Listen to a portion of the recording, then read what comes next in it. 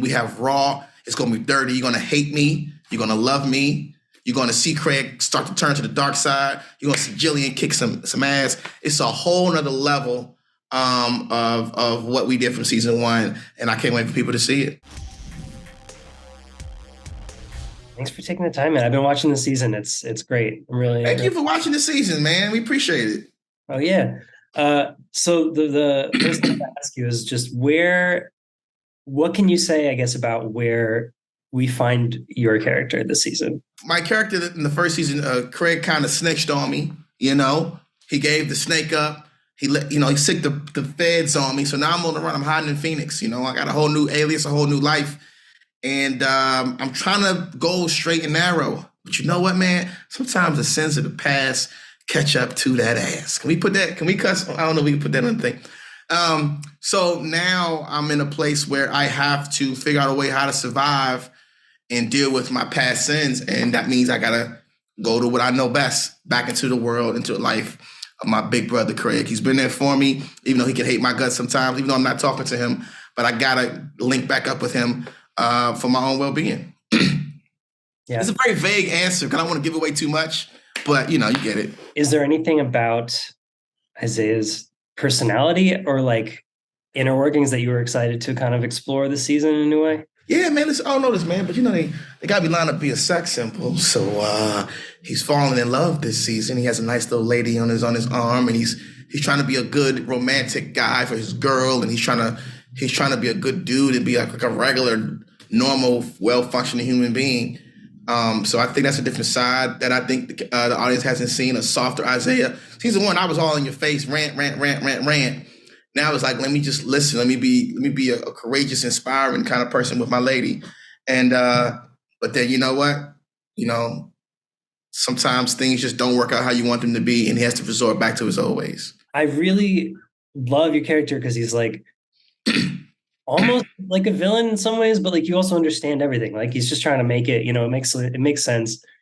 Is it a challenge at all, like to make sure he's relatable, even as he's doing stuff like the viewer's not going to maybe agree with? In theater, there's no such thing as a bad guy. There's always a reason why he does the actions that he does. That saying, one person's terrorist is somebody else's freedom fighter.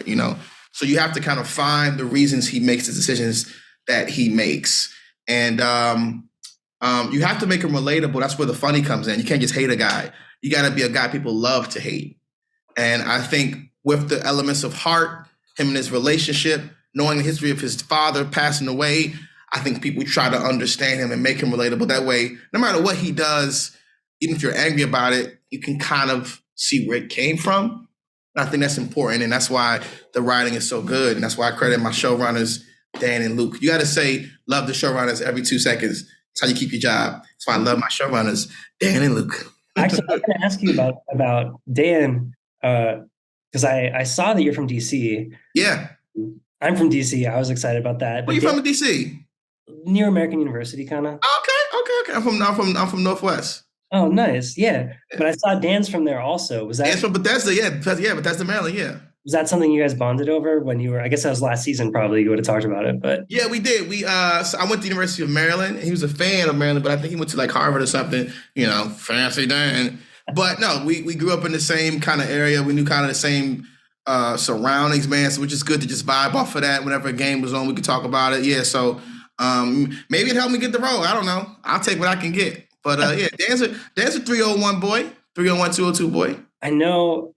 Like I don't, like you said, I don't want to spoil things, but like you're pretty featured in one of the early episodes of this, which is awesome. Like as it should be.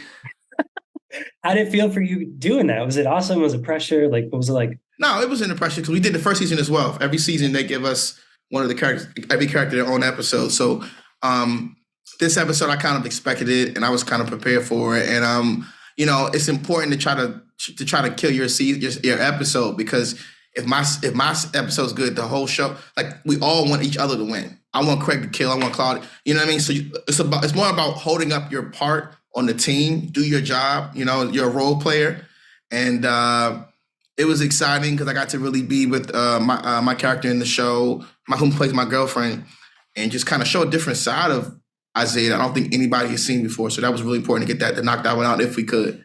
I haven't seen it yet, but I'm excited to see it. And was there anybody who were kind of really especially excited to maybe work a little bit more with this season, or just continue to work with? Everybody was also always super dope. Tim Heidecker is, me and him last year was just like, that was dope every single day. But we got fire guest stars this year, bro. We got Kyle Mooney, SNL. We got a whole episode with him, dog. He's killing it.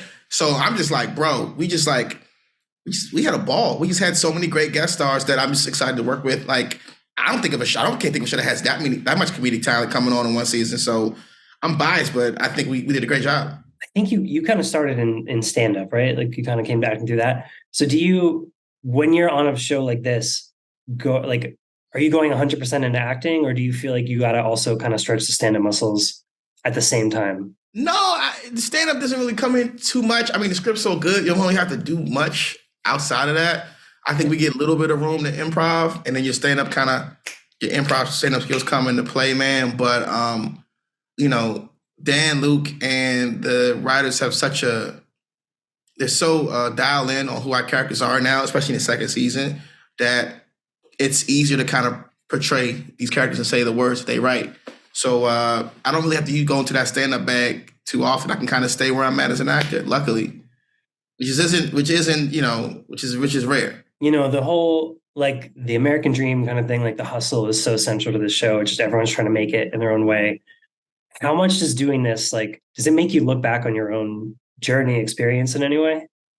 Just like your own hustle to kind of get where you are? Yeah, it reminds me of my hustle, man. I don't know what actors are watching this, but, there's always a hustle to get to auditions, finding an audition, getting an agent, getting a manager, whether you finding jobs on Craigslist or Actors Access. So Isaiah is going to do it by any means necessary. He's going to find multiple ways to get income. And a comedy's the same way. Even as a comedian, you got to go to different clubs. And, you might be at the Improv in Chicago one night. Next night, there's no Improv in Chicago. You might be at the Improv in, Florida, Miami. And you might be at the, Barry's Chuckle Hut in Compton. It's always about getting that next job. And so you kind of take that same approach to Isaiah, who's always about that next scheme, that next scam.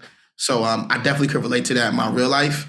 And, I felt that need to get it all any means necessary. I've been there, buddy. Is there just anything that you're really excited for people to see in this season specifically? If you like the zaniness, the whackness, the craziness, the silliness, the heart, it's intensified in this episode. It's a shorter season, but we go harder, man. Jillian and Craig and myself and Craig and the guest stars. I mean, we have raw. It's going to be dirty. You're going to hate me. You're going to love me.